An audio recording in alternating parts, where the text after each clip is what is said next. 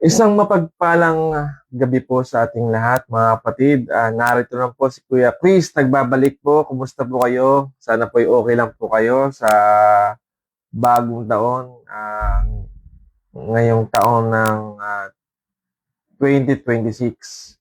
Panibagong pagsubok, panibagong hamon ng buhay na naman ang ating haharapin sa taong ito. Nawa po ay malagpasan natin ang mga pagsubok, mga struggle natin sa buhay at nawa po ay mabago natin ang anumang kamalian ng mga nakaraang taon.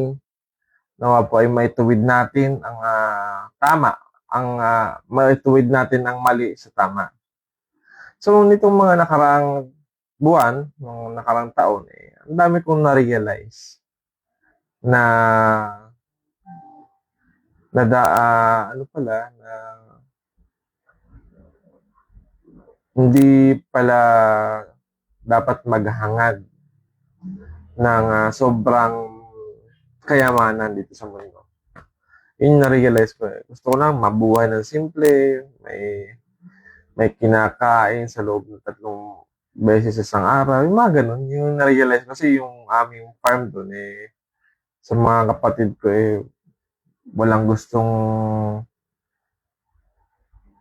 mag-ayos or mamuhay doon. Sabi ko, pag ako nakakaipon ng kaunti, baka doon na lang ako mamuhay. Kasi sobrang dito sa syudad medyo, alam mo yun, gusto ko kasi paglaki kasi ang isang tao sa probinsya, parang hinahanap mo lagi yung nakasanayan mo ng pamumuhay. At yung peaceful, yan. Yun kasi yung parang hinahanap ko ngayon. Yung, ano ba yung ako dati? Dito kasi sa Manila, andito yung trabaho, pero parang, parang ayaw ko dito mag for good. Kasi nga, lahat bili dito, lahat ng pagkain dito, bili. Yan, di ba? Lahat ng gulay, matalang doon sa probinsya namin, masipag ka lang magtanim Talagang pwede ka nang mag-ani ng iyong mga tinanim. Sabi nga nila, pag kayo nagtanim, may aanihin, di ba? Yun yung na-realize ko sa buhay, mga kapatid. At, pag ako yung nakaipon-ipon, loobin po ng Diyos, baka doon na lang ako siguro mag-for good. Dito kasi sa Manila, bukod sa sobrang traffic, napakamahal ng bilihin. Napakamahal ng renta sa bahay. Doon sa ano namin, lawak-lawak ng farm namin doon. Baka doon na lang ako for good, magtayo ng bahay, magtayo ng business, di ba? Yun yung mga na-realize ko before. Sayang yung bundok namin. Kung ayaw nilang mag-manage sa mga kapatid siguro ako na lang. Total mahilig naman ako sa mga sariwang gulay, sariwang putas, di ba? Anyway, mga kapatid, kumusta po kayo? Nagbabalik muna muli po si Kuya Chris. Yan. Mag-share na naman po ako ng mga salita ng Diyos regarding sa ating pananampalataya. So, ako po dati, wag po sanang huwag po kayong magagalit. Kasi dati, ako isang Katoliko. Siyempre, kung ano yung mga pananampalataya ng isang Katoliko, yun ako dati. Lumuluhod sa tibulto, diba? Tapos, nanalangin kung kanino, kay Maria, kay mga ribulto, ni Maria, ni Pedro, ni Jesucristo. Tinawag ako ng Diyos yung pananampalataya pala na yun. Huwag po kayong magalit So, ito yung ating kasing pananampalataya, dapat po kasi may basis. May basis po dapat. Kumbaga, ano ba yung tamang pananampalataya? Ano ba yung basis natin? Ang basis natin, yung Bible. Lahat naman na halos na religion, siguro nagbe-base sa Bible. Pero dapat kumpleto, hindi yung kulang-kulang. Kasi itong Bible na 'to, sabi dito, hindi 'to magkukulang at hindi 'to maglalabis. Dapat kung ano yung nandito sa Bible, yun dapat yung tinuro natin. Dati kasi nung Katoliko ako, yung mga pesta ng Nazareno na yan, nakikisa ako. Nakikisa ako diyan dati. Pagkat yun yung nakagaling. Eh, nung tinawag ako ng Diyos, mali pala yung ganong paniniwala. Sapagkat may basihan ako kung bakit ko nasabing mali. Ito po, hindi naman to about sa paniniwala mo, paniniwala ko. It's about the commandments. Ito yung utos ng Panginoon. Kasi sabi dito, ito yung basis natin, dapat may basihan tayo. Ano ba yung tama at tunay na pananampalataya? Hindi yung basta nananalig ka lang sa Diyos ay sapat na. Hindi yung basta gumagawa ka lang ng mabuti ay sapat na. Hindi po ganoon. So, ang pananampalataya kasi is may kaligtasan yan. Pag kayo nakakasunod at nakakatupad sa utos ng Panginoon, mapapabilang ka doon sa mga taong maliligtas. Yun ay nakasulat sa Bible, yung kaligtasan na yun. So, babasa tayo. Dapat laging may basis, hindi yung kwento. Hindi yung kwento ni Poncio Pilato. Hindi dapat ganun. Dapat nanggaling mismo sa Diyos o nanggaling mismo sa mga apostol yung ating basihan ng pananampalataya. Which is, kaya nga nasulat yung Bible para ituro ng buo. Para ituro ng walang kakulangan.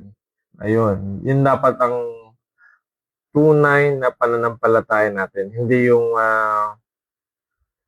nakakaugalian na or nakagisnan namin yun doon na kami. Sinila akong Katoliko, doon ako mamamatay. Hindi po dapat yun. Kasi itong balita na nakikita ko sa social media, yung piyesta ng Nazareno. Ay nako. Isang malaking ano pala yan, mga kapatid. Isang malaking, sorry po sa mga malatamaan dyan. Pero babasahin ko lang to mga kapatid. Isang malaking kalokohan. Isang malaking mortal sin pala. Sapagkat yung paggawa ng mga ganun kabilang pala sa 10 Commandments yung pagbabawal sa mga ganyan. So babasa tayo mga kapatid. Ito natalakay ko na dati pero nakita ko kasi ang daming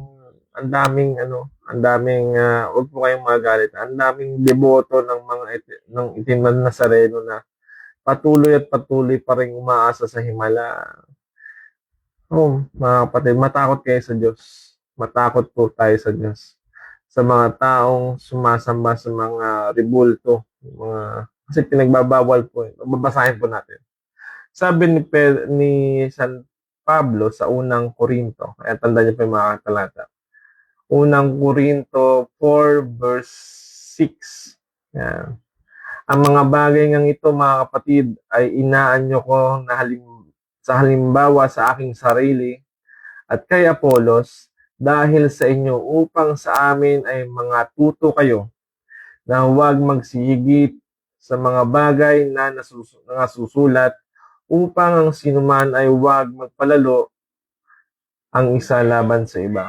So, huwag daw tayong magsigit, sabi ni Apostol Pablo, sa mga bagay na nasusulat. So, ano ba yung nasusulat? Dito yung sa Bible. Ano ba yung nasusulat sa Bible? Yun lang dapat. So, sabi sa pahayag, sabi ni pahayag 22 verse 18 hanggang 19, sabi ni Juan, ako si Juan ay nagbibigay babala sa lahat ng nakakarinig ng mga pahayag ng Diyos sa aklat na ito.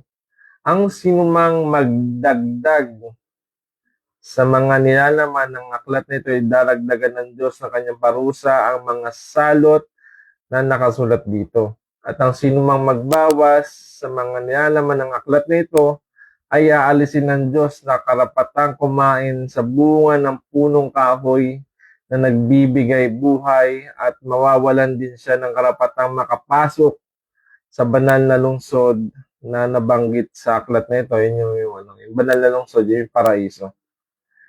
So, ang sino man daw magbawas at magdagdag sa nakasulat sa aklat ng ito ay may karampatang parusa.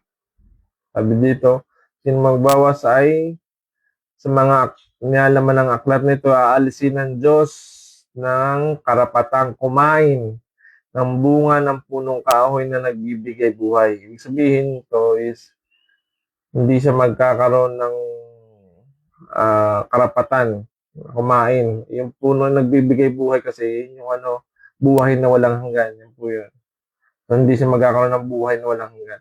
At mawawalan din siya karapatan makapasok sa banal na lungsod. Sabihin, hindi tayo makapasok sa paraiso, sa kaharian ng langit kapag tayo nagdagdag o nagbawas ng pagtuturo ng salita ng Diyos. Dapat kompleto. Okay po? So, kaya ako nabanggit yung itim na Nazareno na yan, nagbabawal po yun ng Diyos. Sabi dito sa Exodus 20 verse 3 hanggang 6. Ito po nasa 10 commandments po ito, nasa 10 utos po ito ng Diyos. Sabi dito sa Exodus, tandaan niyo po itong talatang ito. Sabi niyo naman po, naninira pa ako. Hindi pa ako naninira. Pagkat ito'y nakasulat sa Biblia. Kung ako naninira, edi sino ba gumawa ng Biblia? Edi ang Diyos, di ba? Diyos din ang pasulat sa tao niyan eh. Edi ang sinasabihan niya yung Diyos na naninira. Kasi ang nagpasulat ng Biblia ang Diyos. So ito'y kautusan niya. Kaya pag kautusan ng Diyos, dapat nating sundin. Hindi na dapat nating baliwalay. Dapat natin sundin ang kautusan ng Panginoon. So ito, tandaan niyo po itong talata ito, mga kapatid. Exodus 20 verse 3 hanggang 6. Ito ha. Huwag kang magkakaroon ng ibang mga Diyos sa harap ko. Huwag kang gagawa para sa iyo ng larawang inanyuas. Huwag kang gagawa para sa iyo ng larawang inanyuan o kawangis man ng anumang anyong nasa itaas sa langit o nasa ibaba ng lupa o nasa tubig sa ilalim ng lupa. O, di ba? Bigyan ko lang po itong highlight. Huwag kang gagawa para sa iyo ng larawang inanyuan. Di ba? Ano ba yung larawang inanyuan? Larawan na inanyuan mo, di inukit mo, parang rebulto. Yung larawan, inanyuan mo, di rebulto ang kakalabsan nun. So, bawal yun. Huwag kang gagawa para sa iyo ng larawang inanyuan. O, di ba? O, ibig sabihin, huwag kang gagawa. Hindi tayo pinapagawa ng mga ganun. Kahit ano pang dahilan. Utos sa'yo ng Panginoon. Huwag kang gagawa. Ibig sabihin, huwag kang gumawa. Huwag kang gagawa. Doon pala sa paggawa, bawal na. Kaya nga, huwag di ba? Huwag kang gagawa. Ng larawang inanyuan, ng kawangis man, ng anumang nasa itaas, sa langit, ano ba nasa langit? Anghel, mga Diyos, ano yung Diyos, di ba? So, huwag nating gagawa ng larawang inanyuan yun. Nasa ibaba ng lupa. Ano ba yung nasa lupa? Tao. Nasa lupa yung tao, di ba? Huwag tayong gagawa ng dibulto para sambahin. Di ba? Ano ba nasa lupa? Hayop. Mga hayop. Nasa tubig. Sabi dito, nasa tubig. Ano mga nasa tubig? Isda. Di ba? Mga pating, silayon. Nasa tubig yun. Huwag mong yuyukuran sila o paglingkuran man sila sapagkat akong Panginoon mong Diyos ay Diyos na mapaniguguhuin sa aking dinadalaw ang katampalasan ng mga magulang sa anak hanggang sa ikatlo at ikaapat na salinlahi ng mga napupuot sa akin at papakitaan ko ng kaawaan ng libu-libong umiibig sa akin at tumutupad sa aking mga utos. So, yun po. Yan. Maliwanag po na nakasulat. Huwag kang gagawa ng larawang inanyuan. Nakasulat po yan sa Exodus 20 verse 4. Yung larawang inanyuan po, yung mga rebulto. Yan, makinig po tayo. Ako po yung ginagamit o nakasangkapan ng Diyos para ipararating sa inyo. Nasa 10 Commandments po yan. Huwag yun ang gawin. Huwag nasa langit o nasa lupa. O, diba? Ano bang nasa lupa? Tao. Ano bang nasa langit? Diyos. Huwag tayong gagawa ng larawang inanyuan. Huwag mong paglilingkuran man sila. O wag mong yuyukuran man sila. Pag sinabing paglingkuran, katulad yan, ginagawa nyo prosesyon. O paglilingkod niya sa Diyos-Diyosan, di ba? Huwag kang gagawa ng mga rebulto, tapos pag ipoprosesyon mo, ang tawag yan, di ba paglilingkod dyan sa itim na Nazareno na yan, di ba? Hindi pa ako may sabi niyan. Ang Diyos, nasa 10 Commandments po yan. Huwag mong yuyukuran o huwag mo silang paglingkuran man sila, sapagkat akong Panginoon Diyos, na Diyos na mapanibubuhuin, aking dinadalaw ang katampalasanan sa mga magulang, sa mga anak, sa hanggang sa ikatlo at ikaapat na salin lahi. Ganun magalit ang Diyos. So, mga minamahal kong kapatid, kapamilya, nasa 10 utos po yan. Ayan mga kapatid, nasa 10 utos po yan. Sabihin, pag yan ay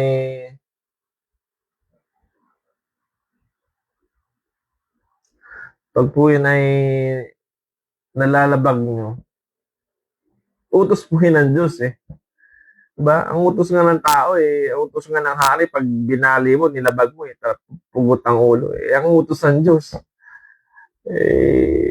Pag nilabag natin, diba, matakot tayo sa Diyos. Kapag lumalabag tayo sa utos ng Diyos, hindi lang pugot ang ulo mo, baka ang kaluluwa mo ibulid sa impyerno. Yan po ang kaparusahan kapag sino mang taong sumusuway sa utos ng Panginoon. Hindi ko po utos yan mga kapatid. Utos po yan, nasa Bible po yan. Tandaan niyo po yung verse. Exodus 20 verse 4. At marami po nagpapatunay na bawal sumamba sa Diyos-Diyosan. Kasi ang Diyos-Diyosan kasi, yun nga yung mga rebulto, di ba? Ang gagawa na anumang larawang inanyuan. Larawan na inanyuan mo, parang inukitan mo. Ginawa mong tao, ginawa mo si Maria, ginawa mo si Pedro, ginawa mo si Padre Pio, di ba? Bawal na bawal po yan, mga kapatid. Sabi sa Isaiah 44 verse 9, diba? Sabi dito, walang kwentang tao. Diba? Sabi sa Isaiah 44 verse 9, walang kwentang tao ang mga gumagawa ng mga rebultong Diyos-Diyosan. Diba? Sabi dito, walang kwentang tao. Kahit ano pang pagpapanata nyo dyan, sabi dito, walang kwentang tao. Diba? Ang mga gumagawa ng mga rebultong Diyos-Diyosan at mga rebultong ito na labis nilang pinahahalagahan, mga pinoprosesyon, diba? Pinahahalagahan tawag diyan, ay walang halaga. Yun ang tingin ng Diyos, walang halaga. Kahit anong dalangin mo diyan sa rebultong yan, hindi naman yan ng Diyos. Diba? Wala kang sabi dito, wala kang kwentang tao, hindi pa ako may sabi niyan. Sabi sa Isaiah 44 verse 9. Diba? Sabi sa verse 10, hangal ang taong gumagawa ng mga rebulto na hindi naman mapapakinabangan. Di ba? Sabi ng Diyos, hangal daw ang taong gumagawa ng rebultong hindi naman mapapakinabangan. Tama nga naman. Tama po. Tama po ang Diyos. Anong pakinabang ba sa rebulto? Ano bang gagawa ng mga rebulto? Hindi nga, imala. Hindi, ang himala po, ang naggagawa niya na Diyos. Lahat ng mabubuting himala ay nanggagaling sa Diyos, hindi po sa rebulto na yan. Huwag po kayong paniwala dyan. Kasi nga, sabi nga dito, walang kwentang tao nga di ba? ang sumasamba at gumagawa ng Diyos-Diyosan. Rebulton Diyos-Diyosan, sabi dito, di ba? Ano ba yung Diyos-Diyosan na tinatawag? May paliwanag din po dyan ng Biblia, mga kapatid. Diyos-Diyosan, sabi sa Salmo 115 verse 4 hanggang 10, ngunit ang kanilang mga Diyos ay yari sa pilak at ginto na gawa lang ng tao. Diba? Gawa ito po yan. Gawa po yan ng tao. Yari sa pilak at ginto na gawa lang ng tao. May bibig. O ito, may bibig sila ngunit hindi nakakapagsalita.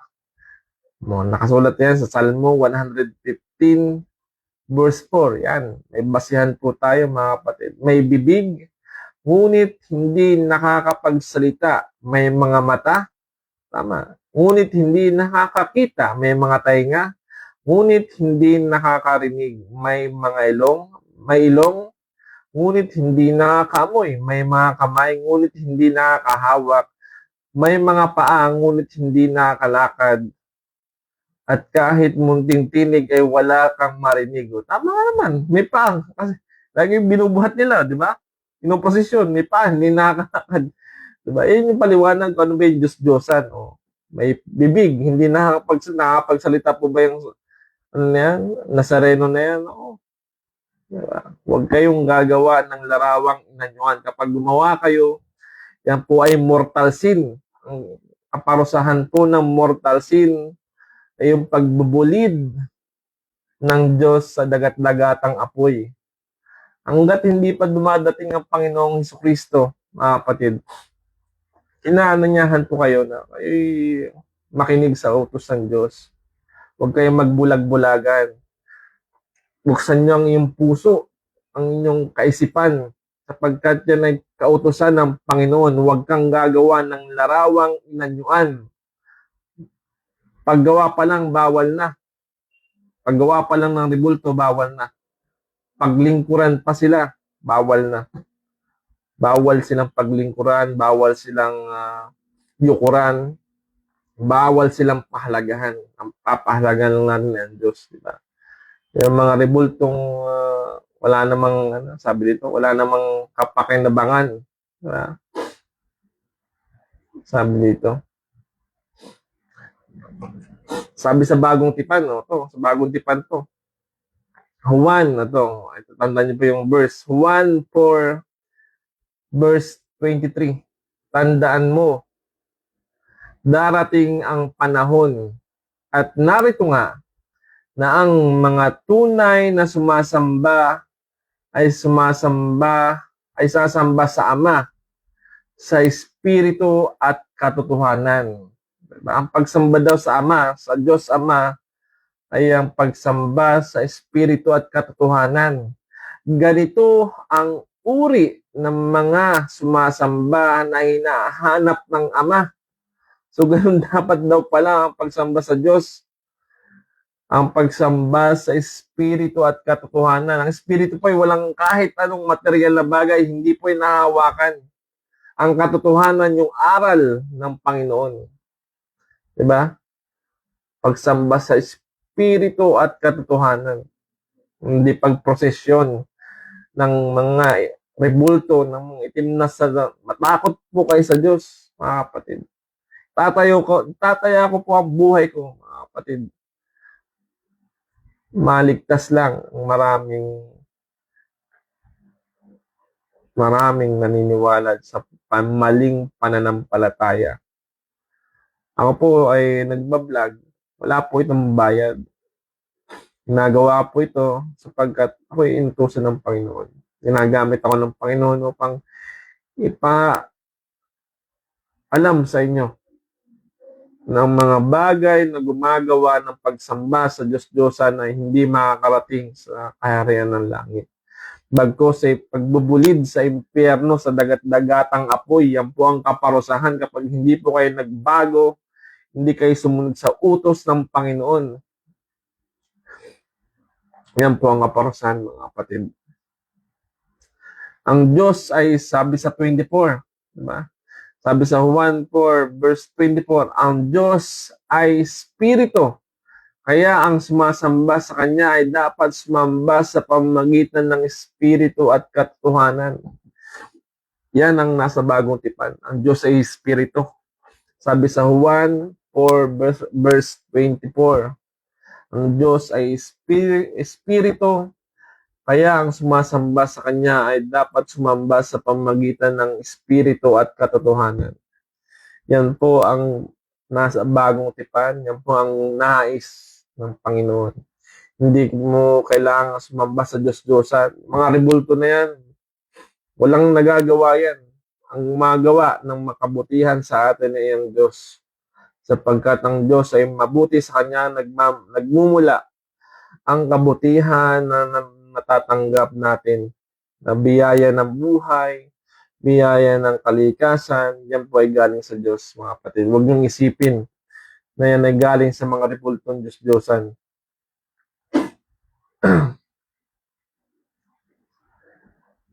Sabi sa unang Korinto, sabi ni Pablo, ni Apostol Pablo, sabi sa unang Korinto 10 verse 6 hanggang 9, ang mga nangyaring iyon sa kanila ay nagsisilbing aral sa atin para mabigyan tayo ng babala upang hindi tayo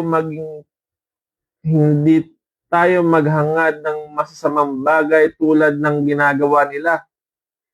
Huwag kayong sumamba sa mga Diyos-Diyosan, no? Sabi ni Pablo, di ba? Huwag kayong sumamba sa mga Diyos-Diyosan tulad ng ginawa ng iba sa kanila, sapagkat sinabi sa kasulatan, nagpesta ang mga tao, nag-inuman, nagsayawan sa pagsamba nila sa Diyos, sa mga Diyos-Diyosan. Huwag tayong gumawa ng sexual na imoralidad. Huwag tulad ng ginawa ng iba sa kanila, kaya pinarusahan sila ng Diyos at 23,000 ang namatay sa kanila sa loob ng isang araw. Ganun magalit ang Diyos, di ba? Pag hindi nyo tinigilan yan, darating ang galit ng Panginoon. Pag dumating ang Panginoong Jesucristo, natakot kayo sa Diyos. Siya ang gumawa ng mundo, di ba? Siya po ang gumawa na sa atin. Kaya walang imposible pag ang Diyos ay nagalit, pag ang Diyos ay dumating ang panahon ng pagpaparusa, paghuhukom sa atin. Kaya ang Diyos ay tumatawag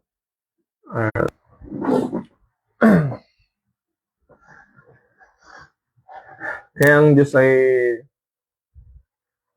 nagkakaroon ng calling sa isang tao dahil para ipaunawa sa tao ang kanyang kautusan, ang kanyang aral, diba? Ang maling pananampalataya. Sabi ng Diyos, ang hinahanap ng Diyos ay yung sumasamba sa Kanya sa espiritu at katotohanan, hindi po dyan sa mga bibultong Diyos-Diyosan na yan. Sabi ng iba, sabi ng mga pari, hindi naman namin sinasamba yan. Huwag kang gagawa Huwag kayong matigas ang ulo. Huwag kayong gagawa ng mga larawang inanyuan. Paggawa pa lang, bawal na. Diba? Huwag kayong matigas ang ulo sapagkat ang Diyos ang nag-utos niyan, hindi tao. Utos nga ng tao Ang utos nga ng hari, diba? Pag sinuway mo, pugot ulo agad. Utos pa kayo ng Diyos? Anong kaparusahan ng kaahantungan ang sino mang sumusuway sa utos ng Diyos? Diba?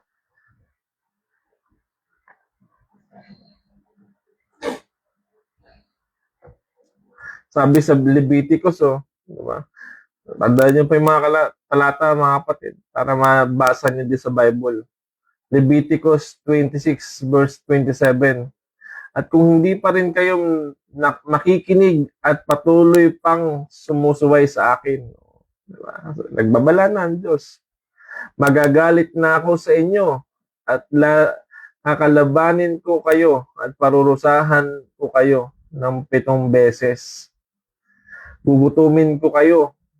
Mapipilitan kayong kumain ng sarili ninyong anak dahil sa kagutuman.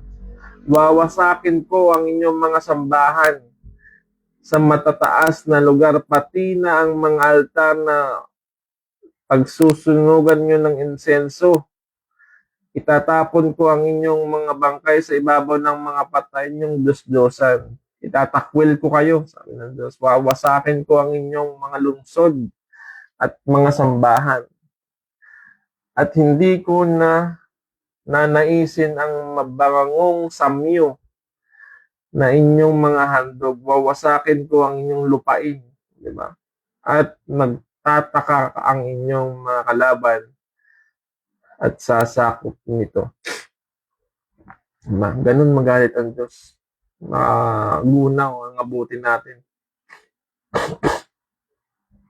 Sabi ni Pablo sa unang Korinto, unang Korinto 10 verse 14. Kaya mga minamahal, huwag kayong sasamba sa mga Diyos-Diyosan. Diba? Pablo na mismo nagsabi niyan. Apostol Pablo. So, tandaan niyo po yung verse. Pwede niyo pong tingnan sa Bible. Unang Korinto 10 verse 14 hanggang 17. O 14 lang hanggang 15. Kaya sabi nito, kaya mga minamahal, huwag kayong sasamba sa mga Diyos-Diyosan. Sinasabi ko ito sa inyo bilang mga taong nakakaunawa. Kaya pag-isipan ninyo ang sinasabi ko. Sabi ni Pablo, di ba, nagbabala na. Huwag kayong sasamba sa mga Diyos-Diyosan. Sabi ni Pablo. Sabi naman ni Pedro, unang Pedro 4 verse 3, sapagkat sukat na ang nakaraang panahon upang gawin ang hangad ng mga hintil at lumakad sa kalibugan, sa mga masamang pita, sa mga paglalasing, di ba? Sa mga kalayawan, di ba? Sa mga kayamuan, sa mga at sa kasuklam-suklam na pagsamba sa mga Diyos-Diyosan. Diba? Ang pagsamba sa Diyos-Diyosan ay kasuklam-suklam sa Panginoon. Kapag ikay kinasuklaman ng Panginoon at hindi pa rin kayo nagbago, hindi pa rin kayo nakinig sa aral ng Panginoon, sa aral ni Jesucristo, kasuklam-suklam kayo sa Diyos. Kapag kayo kinasuklaman ng Diyos, alam nyo ang kaparusahan, pagbubulid sa dagat-dagatang apoy, ang habang buhay po yun, mga kapatid. Ano yung sakit na nararamdaman nyo habang buhay pa kayo dito sa lupa? Pagdating ng Panginoong Jesucristo, bubuhayin niya muli ang mga taong sumunod sa Kanya at pinaglingkuran siya. Mga taong may takot sa Diyos, bubuhayin yung unang bubuhayin niya at maghahari sila dito sa lupa. Pagkatapos ng 100 taon, bubuhayin naman niya yung mga taong lumalabag o lumabag sa utos ng Panginoon at parusahan sila sa dagat-dagatang apoy ng panghabang buhay. Kung ano po yung, nasunog kayo dito sa lupa habang buhay pa kayo. Di ba masakit na masilaban? Ganun po ang pakiramdam. Ang pagkakaiba po nun. Dito, pag nasunog kayo sa lupa, di ba habang buhay ba, di ba namamatay? So, parang wala na kayong malay pag namatay kayo. Doon naman po, pagkabuhay na muli ng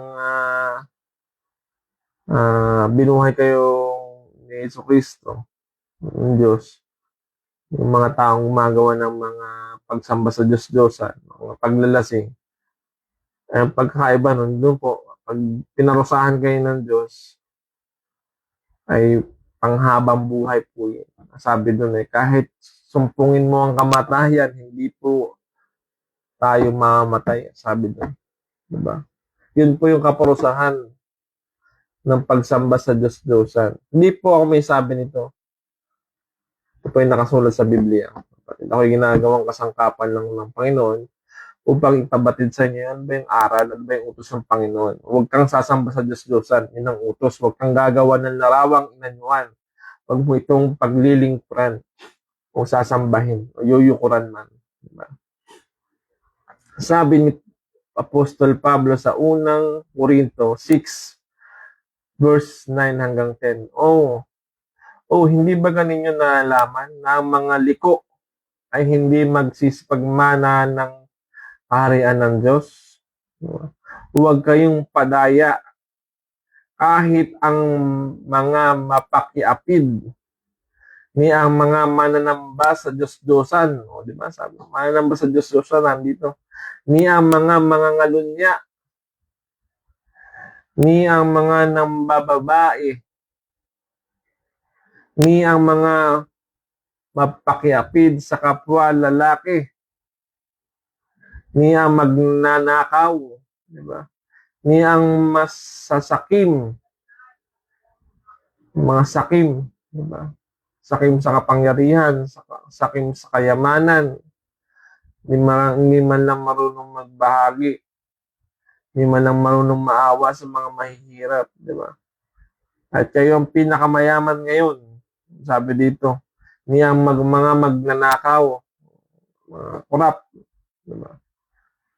At pag kayo may ninakaw, kahit saan nyo ninakaw yan, sa kaba ng bayan o sa kapwa-tao, niya mga masasakim, mga sakim, yung mga sakim, mga ganid sa kapangyarihan, ganid sa pera, ganid sa kayamanan, sa lupa, hindi marunong magparaya, hindi marunong magbigay, hindi marunong maawa sa mga dukha. Niya mga maglalasing, di ba? Maglalasing. Mga maglalasing, bago na po kayo. Niya ang mapagtungayaw, yung mga iingay, mapagtungayaw, yung mga mayayabang. Niya ang manglulupig, ito yung mga manlulupig, yung nangaapi. Niya ang ay hindi mga mamana ng kaharian ng Diyos. So, ito po yung nakasulat sa unang Korinto 6 verse 9 hanggang 10. Ang mga ganito ay hindi magmamana ng kaharian ng Diyos. So, niya ang mga liko. Sabihin mga liko, hindi gumagawa ng katuwiran ng Diyos. Hindi sumusunod sa utos ng Diyos. Ang ang mga kapatid, ang pagsunod sa utos ng Diyos, hindi lang ang isa, dalawa, tatlo, apat, lima. Lahat ng kautusan. Sabi nga yung sa Bible, kapag ni isang sinuway mo dyan, ang buong kautusan na ang nilalabag.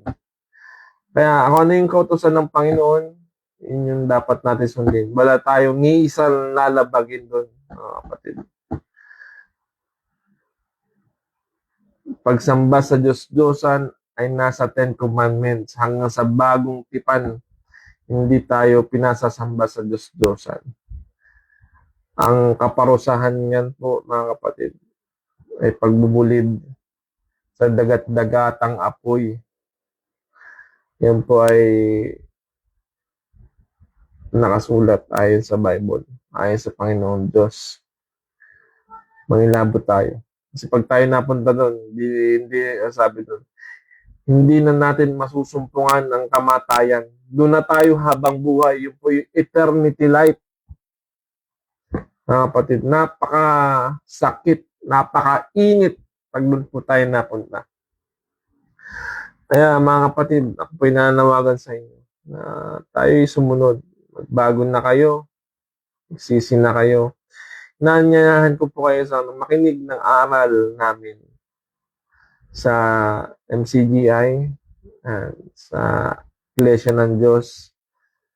Nanyayahan ko po kayo para malaman nyo na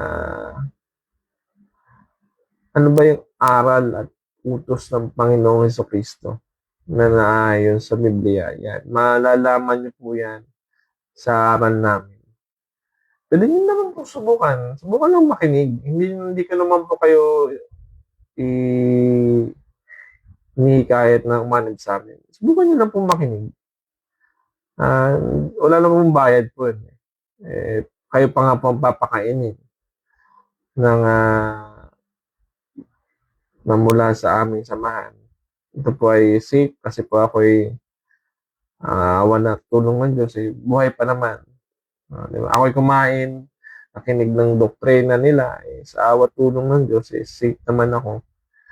At wala namang nangyari sa akin. Nakinig ako, at nakasumpong ng aral ng Panginoon, nakasumpong ng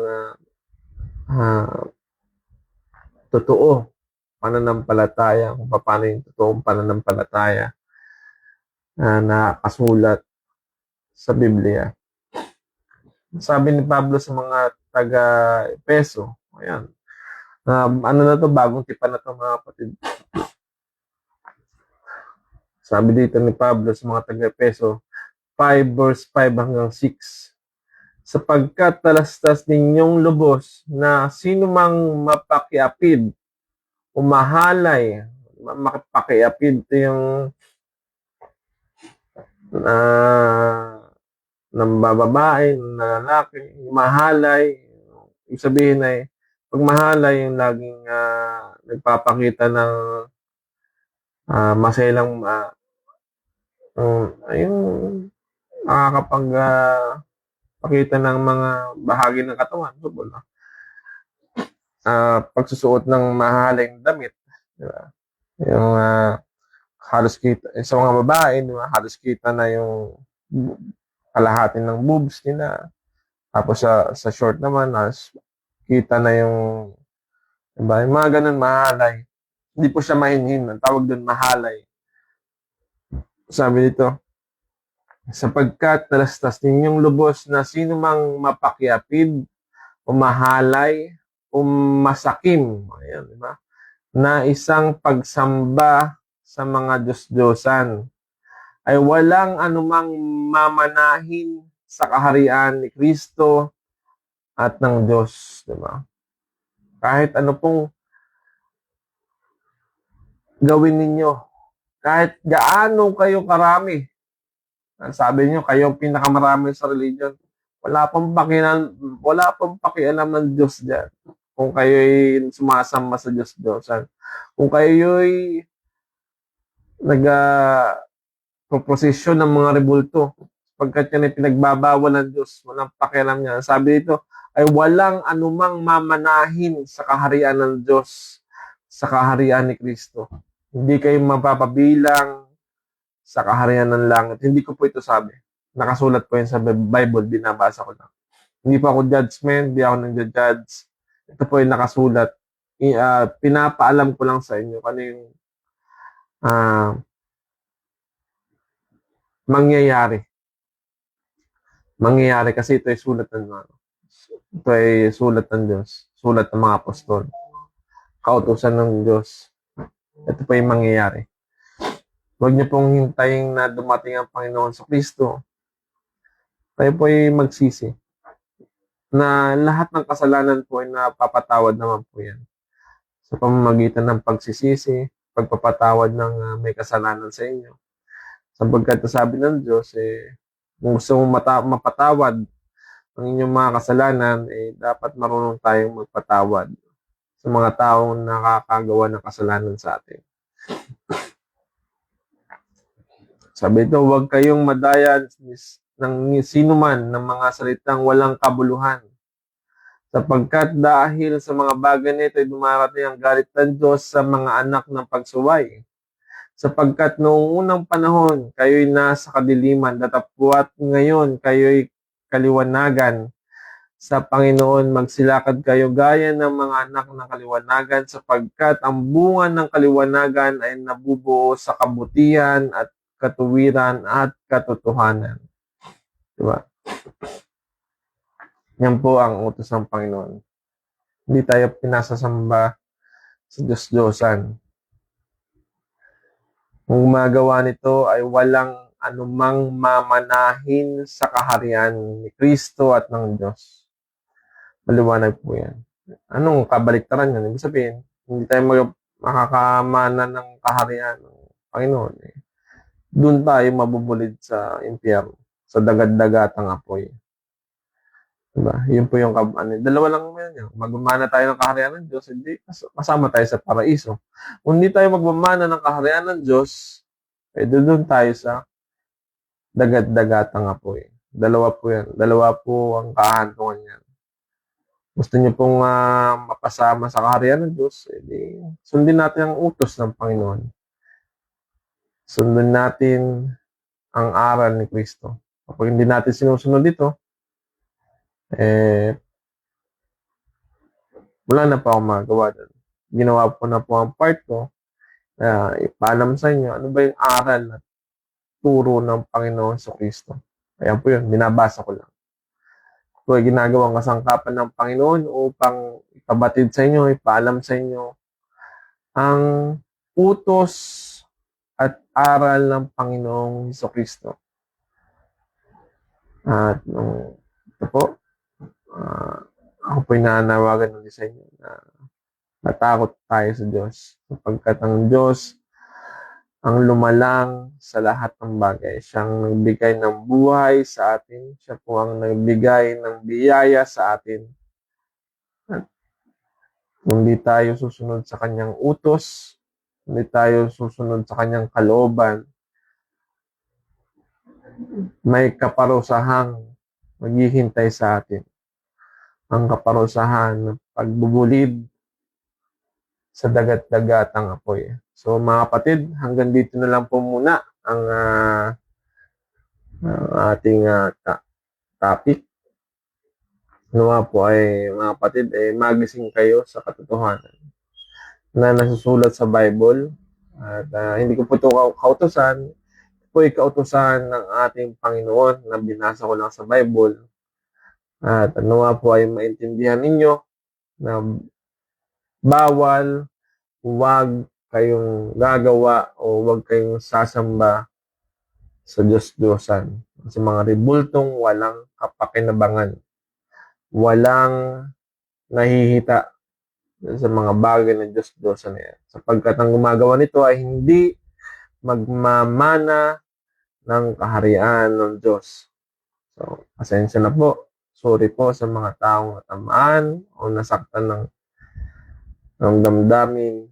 Ito po ay binabasa ko lang sa Bible.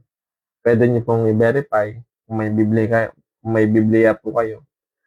Huwag po kayo magalit sapagkat kung nagmagalit kayo sa akin, parang nagalit na rin kayo sa Diyos sapagkat ang binasa ko ay galing sa Diyos, hindi naman po galing sa akin. So, muli po, ito po si Kuya Chris, ang nagsasabi sa inyong pag-ibig.